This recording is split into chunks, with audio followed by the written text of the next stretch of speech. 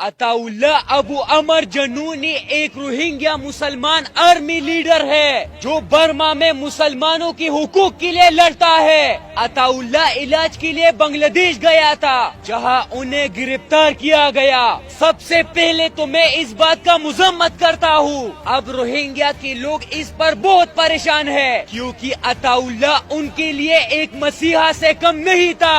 عطاءاللہ ہمیشہ مسلمان کے حقوق کے لیے لڑا رہا، لیکن عطاءاللہ پر گورنمنٹ نے کئی الزامات لگائے تھے، لیکن روہنگیا کے مسلمانوں پر جو ظلم اراکان آرمی نے کیا ہے وہ بھی تو تاریخ کا حصہ ہے نا۔ مسلمانوں کی بستیوں کو جلانا، مسلمانوں کو زندہ جلانا، مسلمانوں کو بے گھر کرانا، بچے مارنا، جوان شہید کرانا، اتنا ظلم جو تاریخ کبھی نہیں بھولے گا اراکان حکومت نے مسلمانوں پر کیے ہیں۔ عطاءاللہ ابو عمر روہنگیا کی مسلمانوں کا سہارا بنا اور ان کی بدلی کے لیے اراکان آرمی سے لڑا، جس میں نقصان تو بہت ہوا لیکن مسلمانوں کو ایک امید تو مل گیا۔ 7,50,000 مسلمان روہنگیا سے بنگلہ دیش منتقل ہوئے اور کیمپوں میں رہنے لگے جو آج بھی مشکلات کا شکار ہے۔ بنگلہ دیش کو چاہیے کہ عطاءاللہ کو ریلیز کرے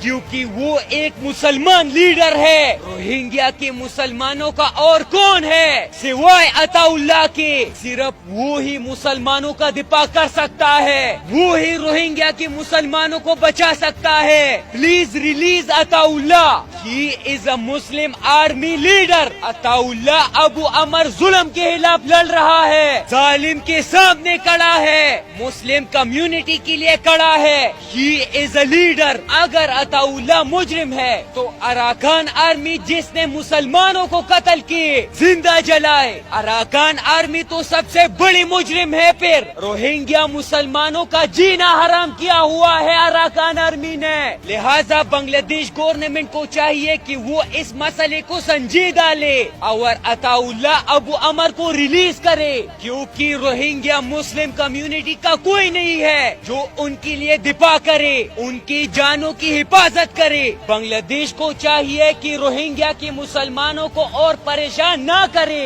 ان کے ساتھ کوآپریٹ کرے کیونکہ مسلمانوں کی حفاظت لازمی ہے، مسلمانوں کو بچانا لازمی ہے۔ دس از دا آل مسلم ریسپانسبلٹی۔